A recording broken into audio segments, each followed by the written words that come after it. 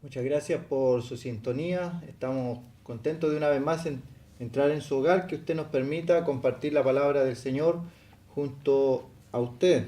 Tenemos como siempre los cursos bíblicos Emaús, que no tienen costo para nuestros estudiantes, son totalmente gratuitos. Estos cursos son para la edificación del pueblo de Dios, también para aquellas personas que quieran profundizar las enseñanzas de la Escritura, también aprender de lo que la Biblia dice respecto a ciertos temas que la palabra de Dios enseña. Hay varios cursos como el Verbo de Dios, la Biblia dice así, lo que la Biblia enseña, un encuentro con Cristo, es el curso que tengo en mis manos, y junto con el curso, que es un pequeño libro, se le entrega también una hoja de exámenes, para que una vez contestado este examen, se entrega para su calificación y se queda con el libro para repasar cuantas veces usted quiera las lecciones que ha aprendido y también pueda enseñar a otros de lo que el Señor le ha enseñado a usted a través de estos cursos. El único libro guía que se necesita para los cursos bíblicos Emaús es la Escritura, la palabra de Dios. No hay otro libro, anexo o cualquier otro documento, es solamente la palabra de Dios. Sirve para realizar estos cursos bíblicos Emaús.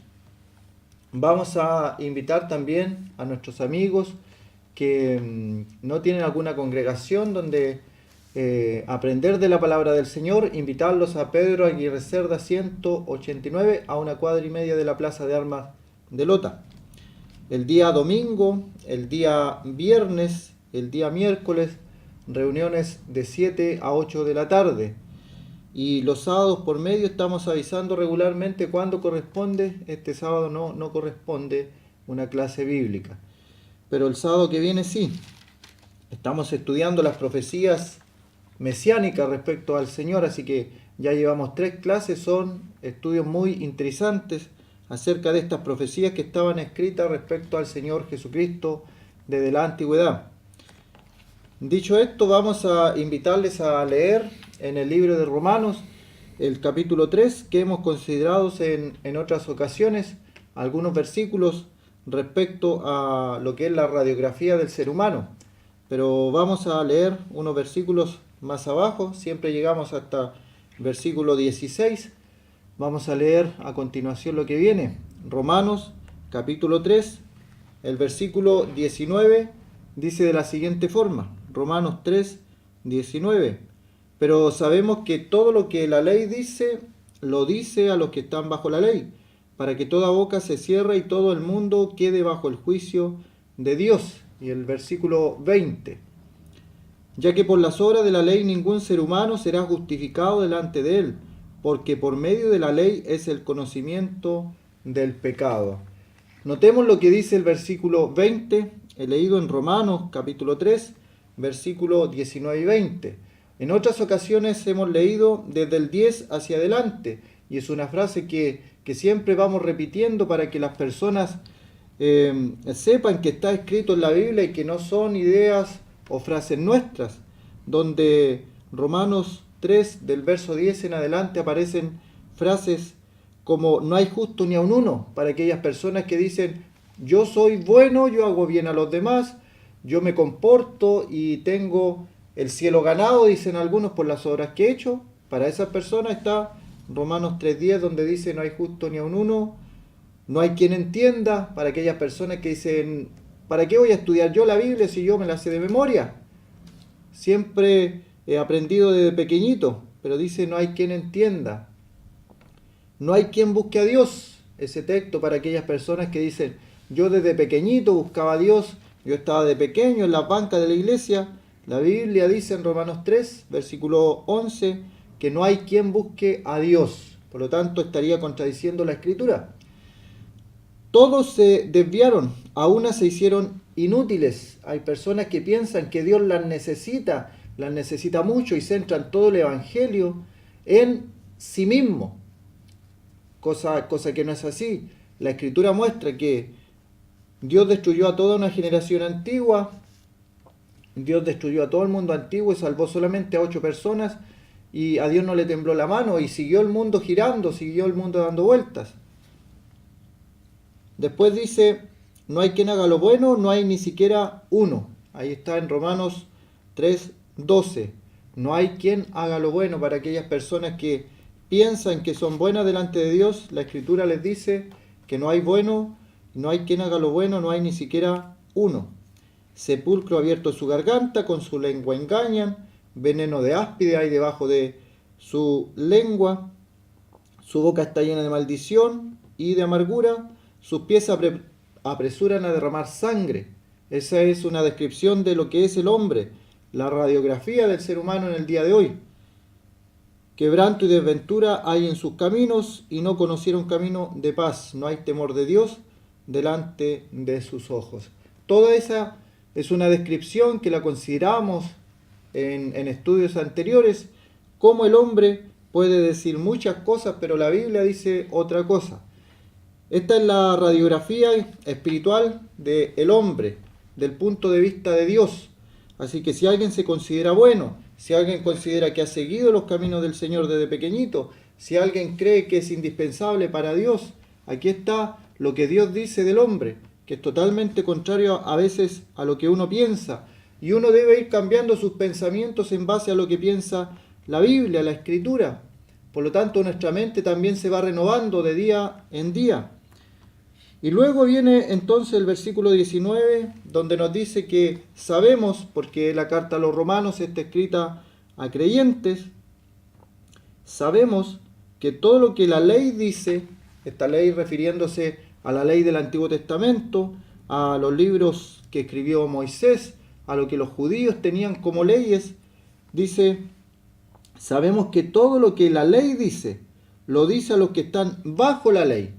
Y habían personas que conformaban un pueblo que era el pueblo de Israel, que estaban bajo la ley, bajo los mandamientos de la ley. Y Pablo, como era judío, era del pueblo de Israel también, él entiende todos los conceptos de la ley. Pero el Señor lo llamó a Pablo a predicarle a los gentiles, a predicarle a todos aquellos que no eran israelitas, que no eran judíos. Las raíces del cristianismo obviamente son judías, en ningún momento las desconocemos. Todo el Antiguo Testamento está escrito por judíos. Los primeros discípulos del Señor, todos judíos.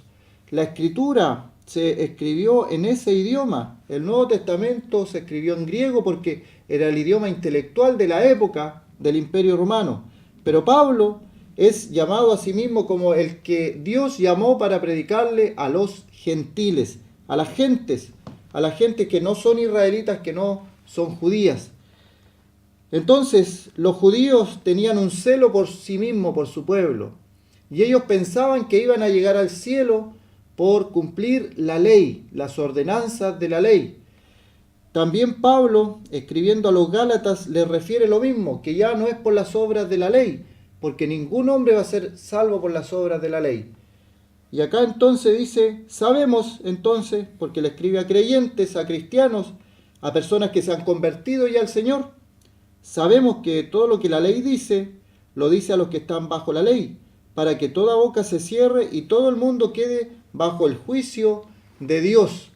Aquí entonces lo viene haciendo desde el capítulo 1, capítulo 2 y llega al capítulo 3. Va Pablo desde a poco, porque Roma era el centro del Imperio Romano, va de a poco explicándole cómo Dios está hablando ya a todas las gentes, a todo el mundo, no necesariamente al pueblo de Israel. Y esto también más adelante lo explica, que no es judío el que se circuncidaba, sino que el que circuncidaba su corazón. Podían haber muchas tradiciones judías, podían haber muchos mandamientos que el pueblo de Israel seguía, pero eso no les iba a acercar a Dios de la forma que Dios quería que se acercaran a Él. Entonces, lo importante, Pablo le está enseñando a los hermanos de Roma, que ellos tienen que circuncidar su corazón, que tienen que recibir al Señor de corazón, no solamente con mandamientos y rituales y ordenanzas, porque eso estaba todo bajo la ley. Y por las obras de la ley ningún hombre será justificado, sino que el Señor Jesucristo nos justificó. Y eso es el Evangelio. Entonces dice, ya que por las obras de la ley, por todos esos mandamientos, esos ritos, esas ordenanzas que tenía el pueblo judío, por matar corderitos, matar becerros engordados, por hacer todos los sacrificios en el tabernáculo, en el templo, por ir donde un sacerdote y llevar el sacrificio por mi pecado, todo eso, el que era parte de la ley, dice, ya que por las obras de la ley, ningún ser humano no deja excluido a nadie. Todos están dentro de este texto, ya que por las obras de la ley ningún ser humano será justificado delante de él.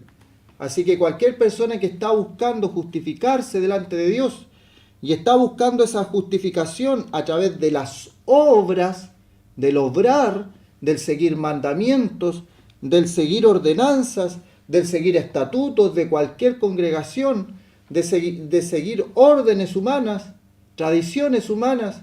Entonces Pablo le dice a los hermanos en Roma y nos traspasa el texto, el versículo a nosotros en estos días, le dice, ya que por las obras de la ley ningún ser humano será justificado delante de él, porque por medio de la ley es el conocimiento del pecado. Por medio de la ley es el conocimiento del pecado. Y ahí está la respuesta a la pregunta que muchos se hacen. Entonces, ¿para qué la ley? ¿Para qué Dios da una ley si esta ley no puede salvar al hombre? Esta ley no puede justificar al hombre. Más adelante Pablo explicará mayormente que la ley, el conocimiento de la ley, le hace a él ver su pecado. Porque si la ley, por ejemplo, no dijera que robar es malo, ¿cómo él entonces entendería que está pecando contra Dios? Si la ley no dijera que robar es malo. Pero como la ley dice, la ley de Dios dice que robar es malo, él se da cuenta que hay pecado en él. Y nosotros nos podemos dar cuenta a través de la escritura, de la palabra, de la ley, de los mandamientos de Dios, que somos pecadores. Para eso se hizo la ley. Entonces la ley dice, no adulterarás. Entonces una persona que está en adulterio ve en la escritura que adulterar es contrario a Dios, que es un pecado delante de Dios, y ve y se refleja como un espejo en la palabra de Dios, y ve que es pecador. Luego viene la convicción de pecado, el convencerse a sí mismo de que sí es pecador, de que es culpable del juicio de Dios. Y luego viene el arrepentimiento. El arrepentimiento significa volver de su mal camino, enmendar su mal camino y mirar al Señor Jesucristo para buscar salvación. Y ahí está en resumen lo que el Evangelio, lo que la buena noticia del Señor Jesucristo nos dice. Nosotros nos miramos en la ley, vemos reflejado nuestro pecado en la ley, vemos cada una de las cosas que aparecen ahí y comenzamos, esto no lo cumplo, esto tampoco lo cumplo, esto tampoco lo cumplo. No cumplo la ley de Dios, no la puedo cumplir porque soy un hombre pecador, porque estoy destituido de la gloria de Dios. Entonces luego viene que el Señor Jesucristo vino al mundo a salvar a los pecadores, a aquellos que no podemos cumplir la ley de Dios. Porque si hubiera alguien en este mundo que cumpliera la ley de Dios, sería justificado por sus obras. Pero la Biblia dice, Romanos 3, 20, ya que por las obras de la ley ninguna persona, ningún ser humano, hombre, mujer, joven, anciano, ningún ser humano será justificado delante de él, porque por medio de la ley es el conocimiento del pecado. Para eso es la ley, para conocer el pecado. Robar es malo, matar es malo, adulterar es malo, fornicar es malo, es pecado. Entonces, vemos la ley de Dios, decimos, sí soy pecador delante de Dios, y el Señor Jesucristo vino a salvar a los pecadores. ¿Crees esto? ¿Crees esto? Muchas personas en el día de hoy dicen que el Señor es su Salvador, que el Señor les perdonó sus pecados, pero no entienden el concepto. A veces piensan que son salvos porque el Señor les sanó de una enfermedad. Eso es que el Señor es su sanador, pero no necesariamente quiere decir que es su Salvador. En la Escritura vemos esto, como el Señor, por ejemplo, sanó a 10 leprosos. Fueron sanados de su lepra, 10 personas fueron sanadas, pero solamente una volvió a dar gracias al Señor, y aquel fue también salvado. Vete, tu fe te ha salvado. Son dos cosas diferentes.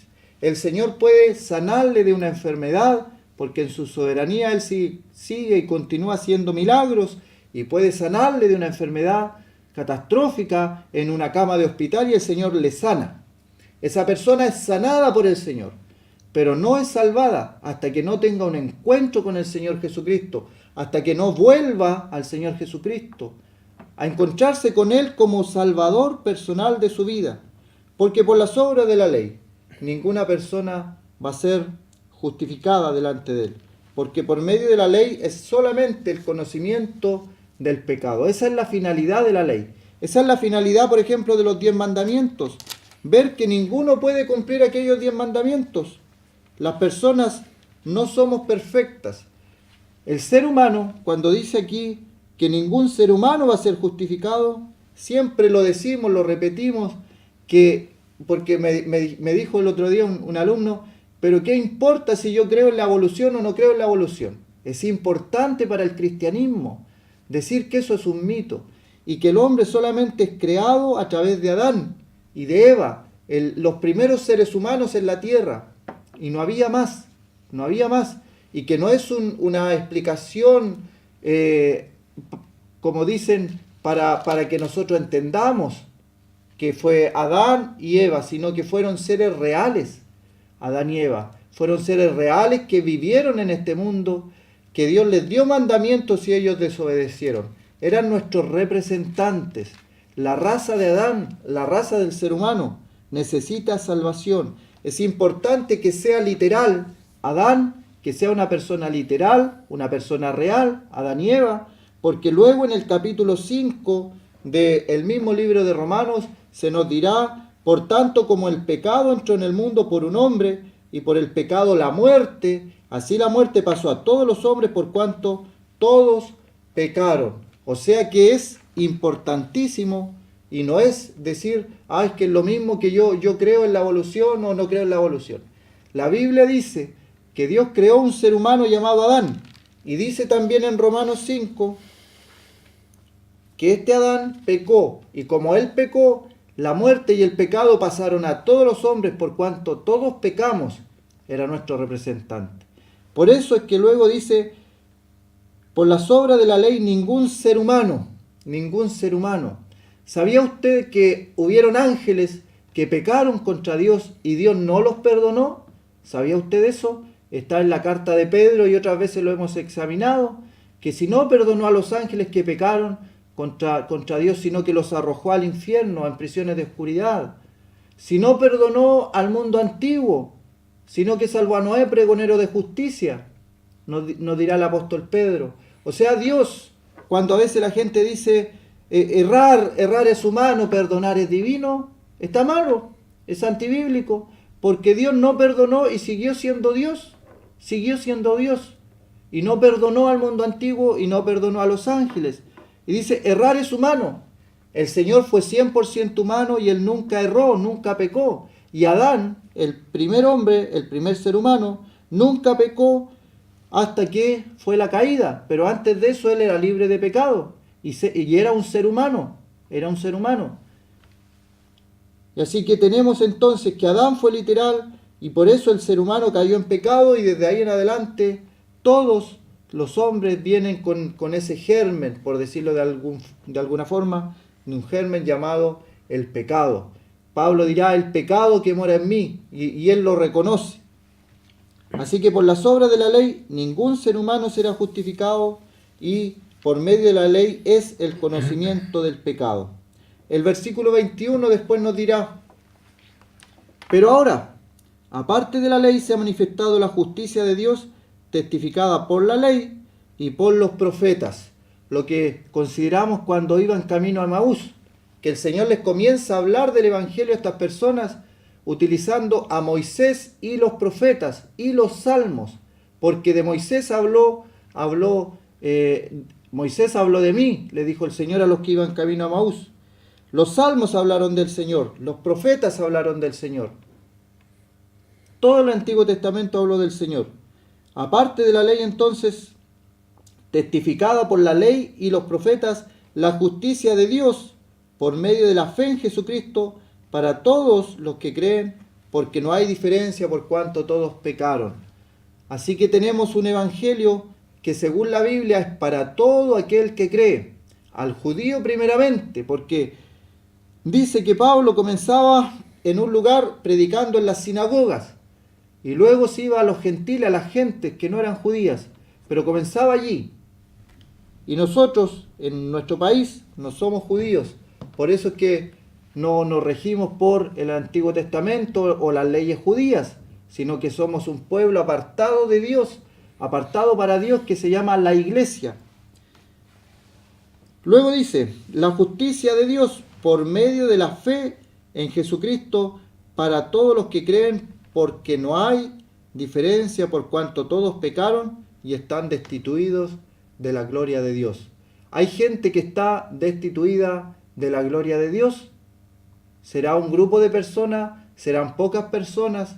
Aquí la Biblia dice que estamos todos estamos destituidos de la gloria de Dios.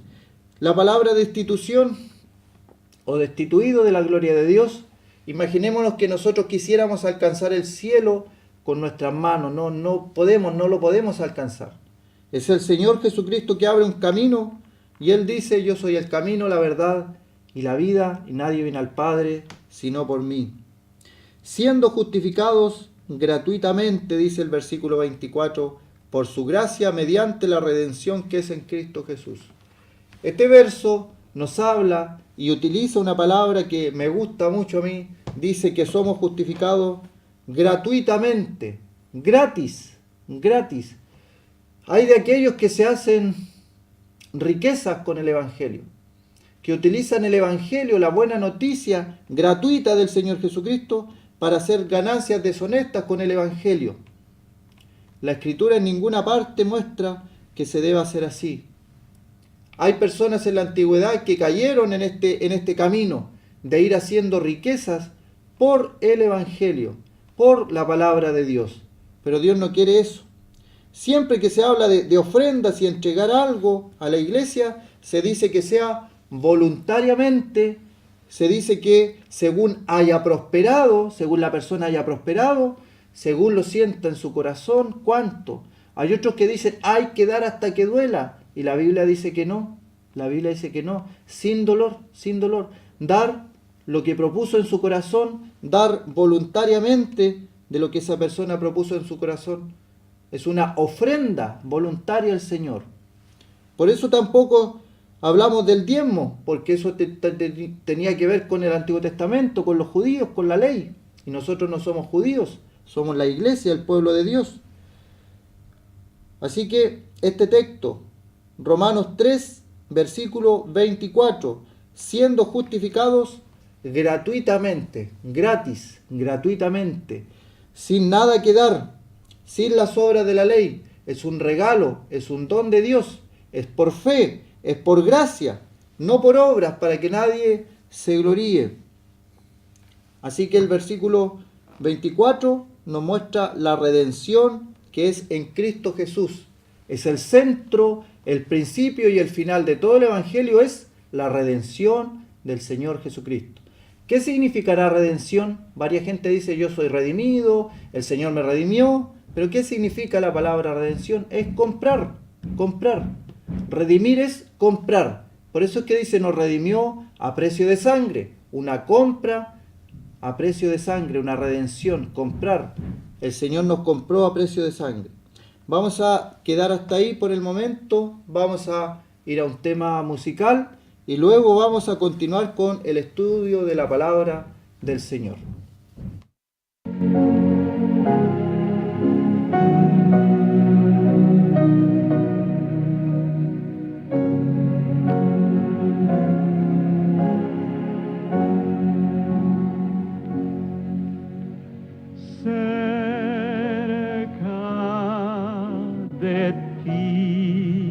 Señor, quiero morar.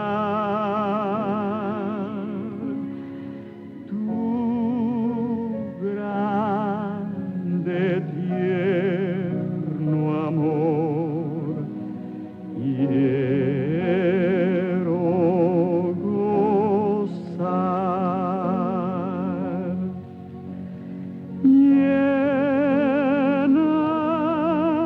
Mi pobre ser, limpia mi corazón,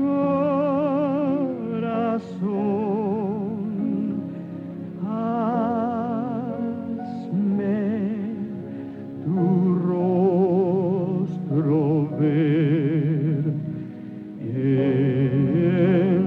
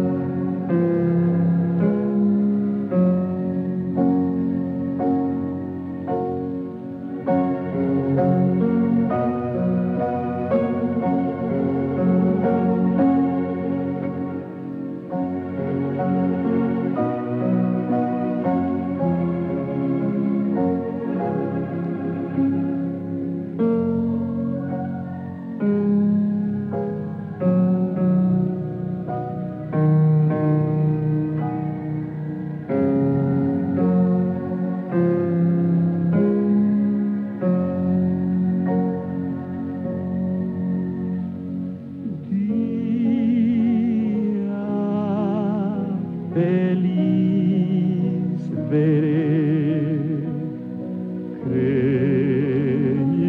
creyendo en ti, en que yo habitaré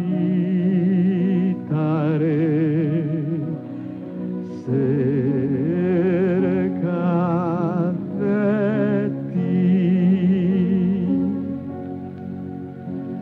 Mi voz alabará tu dulce nombre ahí, y mi alma gozará cerca de ti.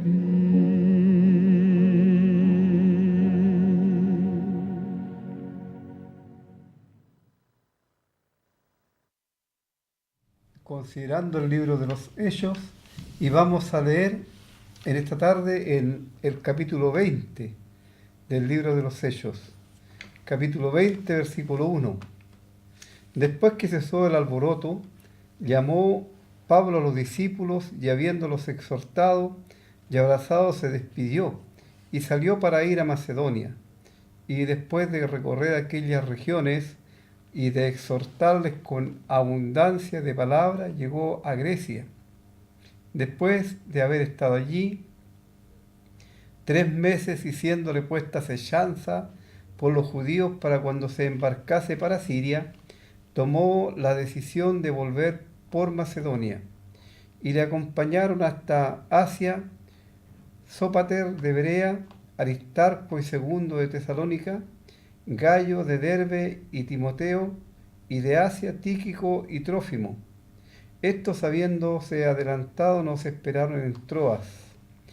Y nosotros, pasados los días de los panes sin levadura, navegamos de Filipo, y en 5 días nos reunimos con ellos en Troas, donde nos quedamos 7 días. El primer día de la semana, reunidos los discípulos para partir el pan, Pablo les enseñaba habiendo de salir al día siguiente, y alargó el discurso hasta la medianoche. Y había muchas lámparas en el aposento alto donde estaban reunidos, y un joven llamado Eutico, que estaba sentado en la ventana rendido de un sueño profundo, por cuanto Pablo disertaba largamente, vencido del sueño cayó del 3er piso abajo y fue levantado muerto. Entonces descendió Pablo y se echó sobre él, y abrazándole dijo: no os alarméis, pues está vivo. Después de haber subido y partido el pan y comido, habló largamente hasta el alba, y así salió. Vamos a leer hasta ese versículo en esta oportunidad, y deseamos que la lectura de la palabra de Dios sea de mucha bendición, de mucho beneficio para todos nosotros. Estábamos considerando los otros jueves el capítulo 19, en donde vimos una gran idolatría presente allí en Éfeso, y donde se rendía culto a una estatua que pertenecía a Artemisa, o Diana, como también se le llama allí, y a una imagen venida de Júpiter, según ellos. Así, a estos rendían culto, y Pablo les enseñó que no son dioses los que se hacen con las manos. El único Dios que hay es el Dios del cielo, el Dios eterno, el que creó todas las cosas, el que nos creó también a nosotros. Lo demás solamente son ídolos salidos de las manos de los hombres, que nada pueden hacer por el ser humano, porque son hechos en piedra, en metal, en madera o en cualquier material con que se construyen estas esfinges, estos retratos o figuras, como queramos llamarles, a los cuales muchos le rinden culto, pero la palabra de Dios dice que no debemos hacernos imagen de ninguna cosa de que está en el cielo, ni en la tierra, ni debajo de la tierra, sino solamente debemos adorar y honrar al Dios eterno, al Dios del cielo. Usted puede verlo incluso en el primer mandamiento, en los primeros mandamientos entregados por Dios en la ley, que partía con estos mismos versículos, con estos conceptos de no hacerse imagen. Bueno, termina el capítulo 19 con un gran tumulto en donde hay una multitud enardecida, y algunos se juntaron con la multitud sin saber siquiera de qué se estaba hablando o de qué se trataba lo que estaban haciendo, y se unieron nada más por curiosidad y por aumentar el desorden, y terminaron con un hombre apaciguando a la multitud y diciendo que no sigan haciendo eso porque podrían ser acusados de sedición. Y luego de eso, dice Lucas, por eso dice después que cesó el alboroto. Eso tiene que ver con el término del capítulo 19. Pablo ahora llama a los discípulos. Los discípulos, un discípulo es uno que sigue al maestro, que sigue a un maestro. Y en este caso eran discípulos no de Pablo, eran discípulos que personas que se habían convertido, que creían en el Señor Jesucristo, y que estaban aprendiendo de él y que eran enseñados por diferentes maestros, porque allí en Éfeso no solamente estuvo Pablo, hubieron otros creyentes, otros siervos de Dios que estuvieron también enseñando lo que es la palabra de Dios. Así Pablo les animó, les exhortó, dice, en este caso es animarles, les abrazó para infundirles ánimo, para infundirles aprecio, para infundirles firmeza en sus convicciones, ya que él se iba despidiendo, era la última vez que él estaba recorriendo estos contornos porque ya su viaje iba para finalizar allí en Roma. Así él sale y pasa por Macedonia y recorre varias regiones como Grecia.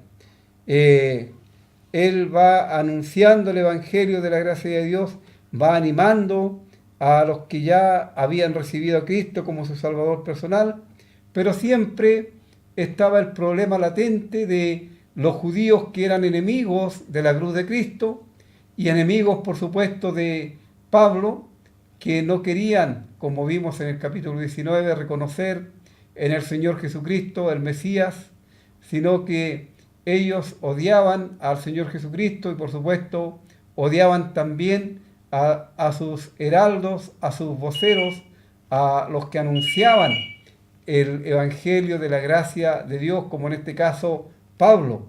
Así le ponen una trampa y quieren matarle cuando él vaya a zarpar nuevamente. Así él cambia su ruta, porque debemos también los creyentes, los hijos de Dios, debemos ser prudentes, no debemos de ir sabiendo que hay un riesgo eminente. Si podemos evitarlo, debemos evitarlo.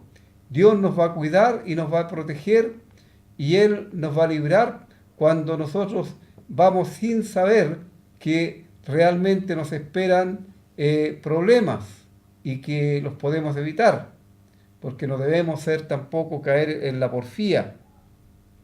Vemos aquí cómo Pablo recibe la compañía de varios creyentes, estos hermanos que le acompañan y que se nombran aquí en esta porción, en este versículo, como Sópater, o también se menciona en otro texto como Sosípater, que eran parientes de Pablo. Van con él, va también, estos eran de Berea,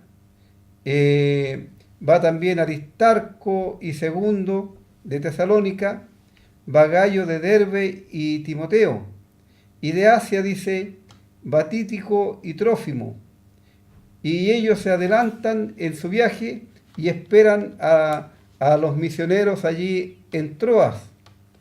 Y dice Lucas, y nosotros pasados los días de los panes sin levadura, navegamos de Filipo y en 5 días nos reunimos con ellos en Troas, donde nos quedamos 7 días. Es interesante como vemos que los judíos seguían y siguen hasta el día de hoy celebrando algunas de las fiestas, algunas de las cosas que Dios ordenó en la antigüedad, pero que fueron cumplidas en la persona y por la persona del Señor Jesucristo. Así ellos ya no tienen que seguir con estas tradiciones porque ellos mismos la invalidaron y Dios les dijo que no hicieran más estas fiestas, que no celebraran más estas fiestas, porque cada vez que las celebraban, lo único que hacían era alejarse más de Dios y ofender al Dios eterno, porque ellos no la hacían ni la hicieron como Dios les había ordenado. Así, estos pasaron a ser nada más que fiestas de los judíos. Y ellos, dice Lucas, que después que pasó la fiesta de los panes sin levadura,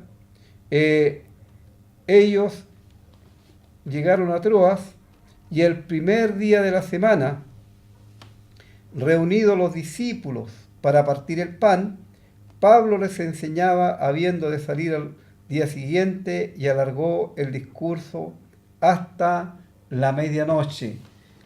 Esto era muy importante para Pablo y aquellos que estaban con él. Lo mismo es muy importante para los creyentes hoy día, el partimiento del pan. Y voy a hacer énfasis en esto porque hay un muy mal concepto en la cristiandad acerca de lo que es y lo que significa la cena del Señor. Esta fiesta de amor que la instituyó el mismo Señor Jesucristo la noche antes de ir a juicio, antes de ser entregado a las autoridades y antes de ir a la cruz. Y Él la instituyó para que los creyentes hiciésemos memoria de Él, de su persona y de su obra. Y Él dejó dos símbolos que representan a su persona y su obra. Y estos símbolos son un pan y una copa. El pan es un pan corriente, no es un pan especial, no dice nada que se haya hecho o se haya construido o como quisiéramos mencionarlo nosotros, un pan especial, ¿no? Él tomó un pan nomás, un pan común y corriente, y lo partió y lo dio a sus discípulos, dice el evangelista Lucas escribiendo este mismo evangelio. Y lo partió y lo dio a sus discípulos y dijo: tomad, comed, esto es mi cuerpo que por vosotros es entregado. Y el pan es solamente un símbolo, representa, simboliza el cuerpo del Señor Jesús, y no es que se convierta en el cuerpo del Señor Jesús, no es, ni hay ni existe la llamada transustanciación, que como que el pan se convierta en el cuerpo del Señor. No, eso es una gran mentira y además una blasfemia, porque ¿qué es lo que pasa? Que se estaría, como si fuera así, nuevamente crucificando al Señor, y eso ocurrió una sola vez y para siempre. El Señor dejó ese un pan para que nosotros a través de Él le recordásemos. Y no podemos cambiar, ni debemos cambiar lo que el Señor dejó ordenado, porque nosotros no podemos ni somos mayores que Él para que nosotros cambiemos las ordenanzas del Señor.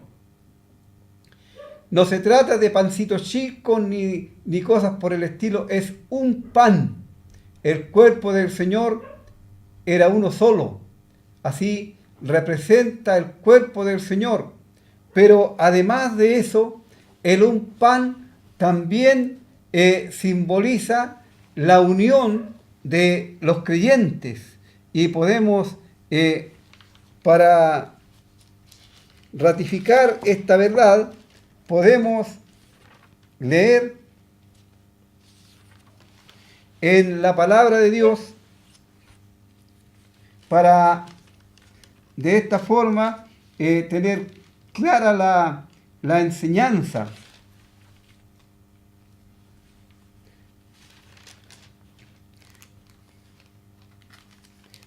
Estoy buscando en primera de Corintios, me parece que es.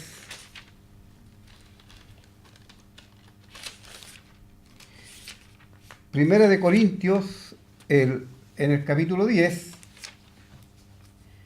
el apóstol Pablo enseña esta verdad. Dice en capítulo 10, versículo 15, como a sensato os hablo, juzgad vosotros lo que digo.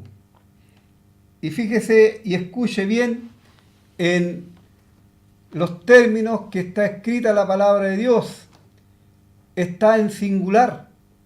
no está en plural. Dice la copa, no dice las copas, como si se debieran usar muchas copas, no. La copa de bendición que bendecimos no es la comunión de la sangre de Cristo. ¿Se fija? La copa, no varias copas, porque es la copa representando o simbolizando la vida entregada por Cristo en la cruz. Luego dice el pan, porque como hemos repetido, el pan es uno solo, ya que representa en primer lugar o simboliza el cuerpo de Cristo. El pan que partimos no es la comunión del cuerpo de Cristo, siendo uno solo el pan. Nosotros, con ser muchos, somos un cuerpo, pues todos participamos de aquel mismo pan. Así simboliza en primer lugar el cuerpo de Cristo y en segundo lugar también es una figura de la iglesia, que es el cuerpo de Cristo. Y nosotros, dice Pablo, con ser muchos, somos uno en Cristo. Así no podemos ni tenemos autorización para cambiar la forma que el Señor dejó establecida en su palabra. ¿Y qué debiera ser el contenido de la copa? El contenido de la copa tiene que ser algo que sea el fruto de la vid, porque el Señor Jesús lo dice bien claro en Lucas el capítulo 22, cuando Él instituye esta fiesta de amor. Vamos a leer en Lucas el capítulo 22. Primero aquí tenemos la celebración de la última Pascua. Por eso aparecen más de una copa. Dice el versículo 15 del capítulo 22 de Lucas: cuánto he deseado comer con vosotros esta Pascua antes que padezca, porque os digo que no la comeré más hasta que se cumpla en el reino de Dios. Esto tiene que ver con los judíos y con la celebración de la Pascua. Y habiendo tomado la copa, dio gracias y dijo: tomad esto y repartidlo entre vosotros, porque os digo que no beberé más del fruto de la vid hasta que el reino de Dios venga. No beberé más del fruto de la vid. No se trata de cocer unas pocas manzanas o unas pocas peras y hacer un jugo para celebrar la cena. Eso es incorrecto, eso no es antibíblico. Dice que tiene que ser algo que provenga del fruto de la vid. Y luego tenemos la institución de la cena del Señor. Y dice: y tomó el pan. Fíjese nuevamente, ¿cuántos panes dice Pedro? Uno. El pan. Y dio gracias y lo partió y les dio diciendo: esto es mi cuerpo que por vosotros es dado, haced esto en memoria de mí. Ahí tenemos el mandato del Señor. La Pascua ya dejó de celebrarse, dejó de ser, porque Cristo es nuestra Pascua, la cual ya fue sacrificada por nosotros.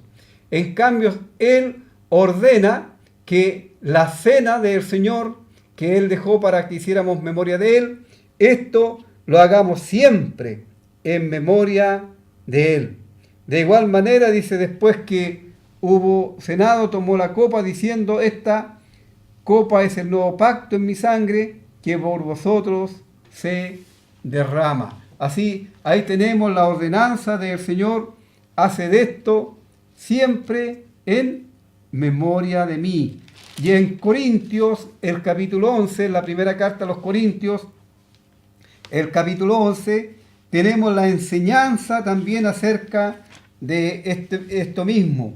El versículo 24, el 23 vamos a leer del capítulo 11, porque yo recibí del Señor lo que también os he enseñado, que el Señor Jesús, la noche que fue entregado, tomó pan, y habiendo dado gracia, lo partió y dijo: tomad, comed, esto en mi cuerpo que por vosotros es partido, haced esto en memoria de mí. Tomó un pan, está claro acá, un pan, lo partió y lo repartió. Asimismo tomó también la copa diciendo, después de haber cenado, diciendo: esta copa es el nuevo pacto en mi sangre. Haced esto todas las veces que la bebieres en memoria de mí.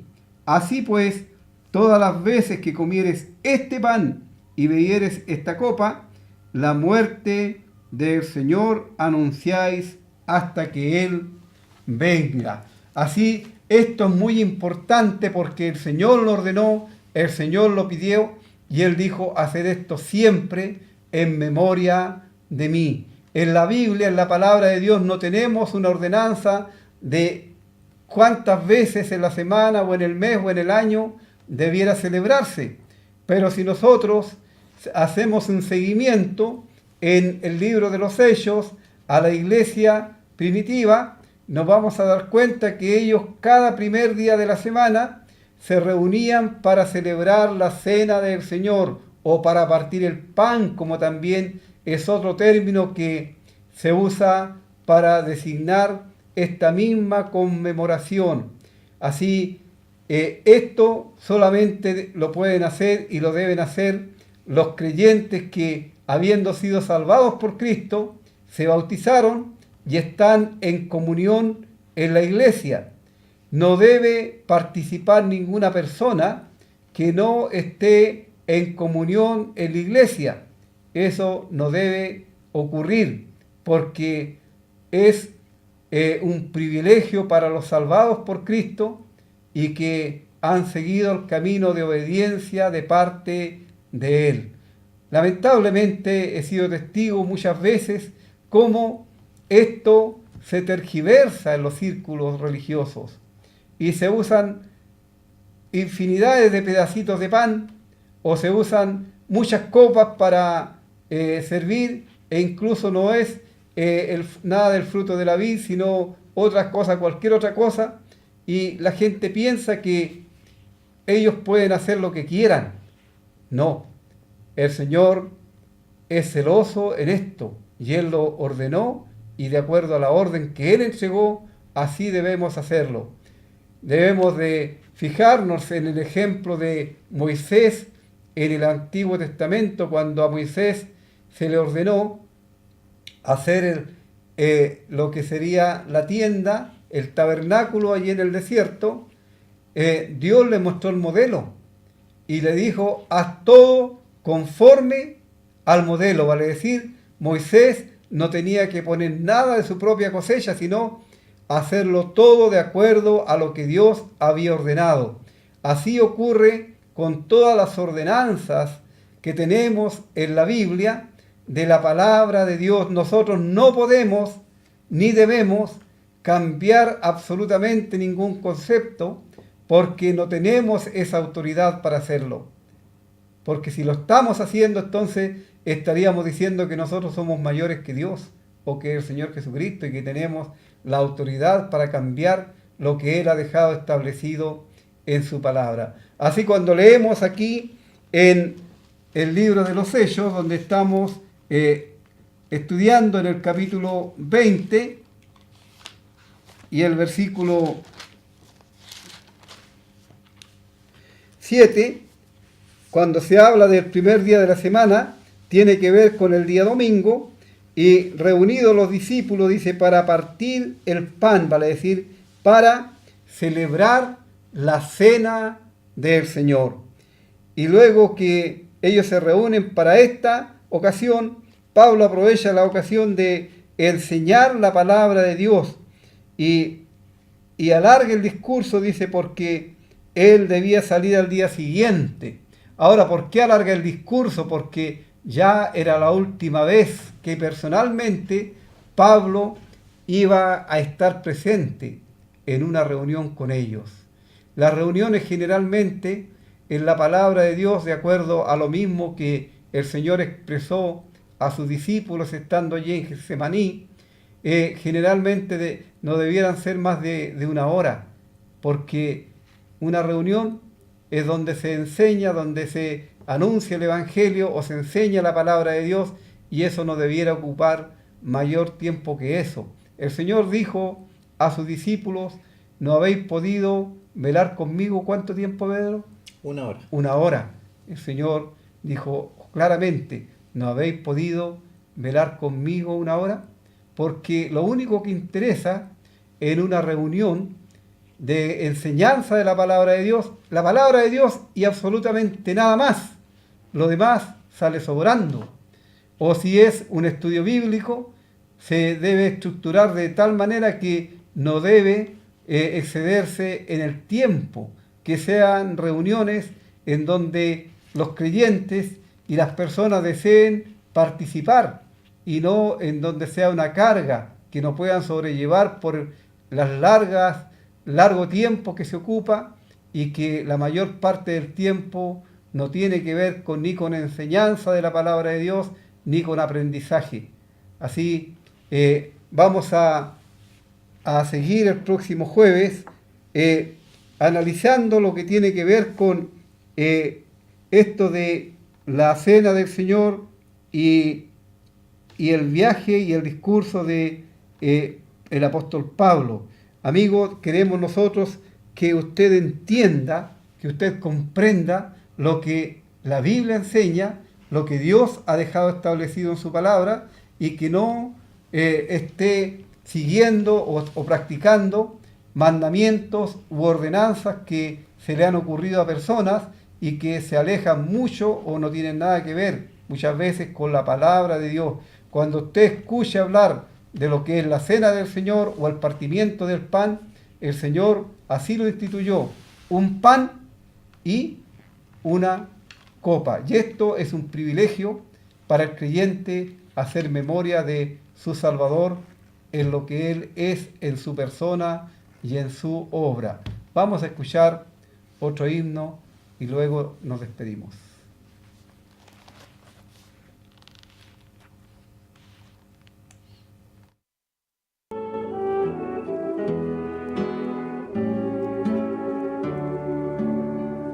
Jesús el buen pastor, mostrando su tierno amor, del vil abismo me sacó, su mano me extendió, del lodo me levantó.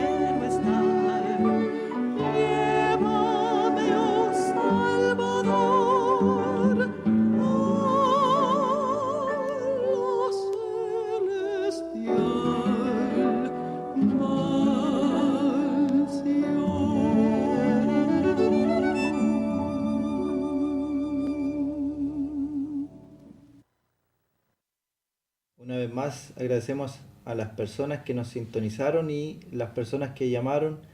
Les decimos que el día miércoles se está orando por ellos en la congregación y también en las oraciones personales. Nuevamente les invitamos a nuestras reuniones que celebramos los días miércoles, viernes y domingo a las 19 horas. Serán muy bienvenidos. El día domingo igual tenemos escuela dominical con clase para niños, jóvenes y adultos a las 11:30 de la mañana. Les invitamos cariñosamente y deseamos que tengan un muy buen fin de semana y que el Señor les bendiga ricamente a cada uno de ustedes.